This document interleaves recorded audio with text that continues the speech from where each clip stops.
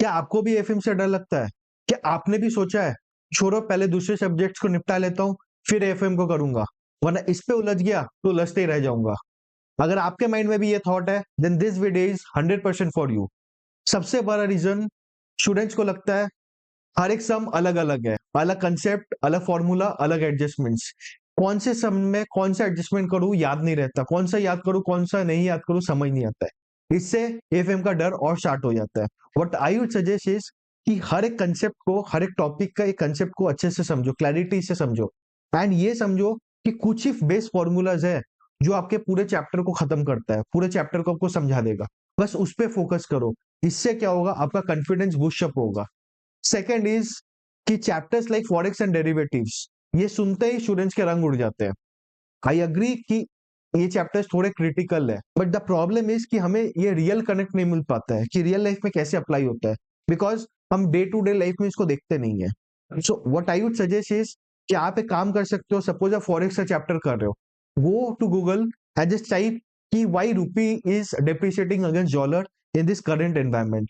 इससे क्या होगा, आप थोड़ा भी लॉजिक समझोगे तो आपको लगेगा अच्छा मैंने जो ये कंसेप्ट सीखा है ये यहाँ अप्लाई हो रहा है, तो आपको इजी लगेगा and you will feel motivated and confident कि हाँ मेरे को ये कंसेप्ट समझ आए हैं। इससे आपको ही कॉन्फिडेंस आएगा। The third is the exam time management, कैसे इसको मैनेज कर एग्जाम टाइम पे, एएफएम इतना बड़ा पेपर है एंड इतने सारे फॉर्मूलाज वगैरह है। सो आई वुड सजेस्ट जो हमारे एग्जाम डे पे जो हमें 15 मिनट जो रीडिंग टाइम मिलता है, उस पे ही सीक्वेंस को अपना समझ लो कि मेरे को कौन से सीक्वेंस में करना है। सपोज आपको 4-1 पहले करना है, 5-2 सेकंड में करना है।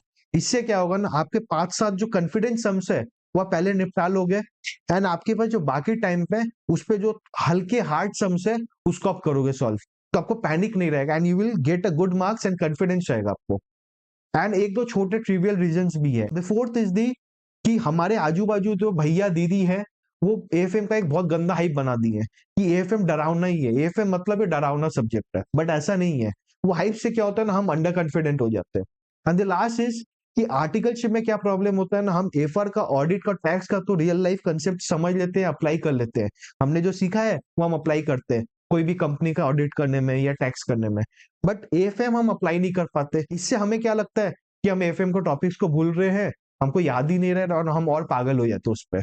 तो what I try to do is कि हर एक कंसेप्ट को जो करंट ट्रेंड में जो टॉपिक चल रहा है या इशू चल रहा है उससे मैं कनेक्ट करूं। इससे क्या होता है, आपको एएफएम आसान लगने लगता है। अच्छा भाई मैंने ये जो सीखा है रियल लाइफ में अप्लीकेबल होता है, ऐसे अप्लाई होता है, ऐसे काम होता है। इससे आपको कॉन्फिडेंस बूस्ट हो जाएगा एंड आपको एएफएम आसान लगने लगता है।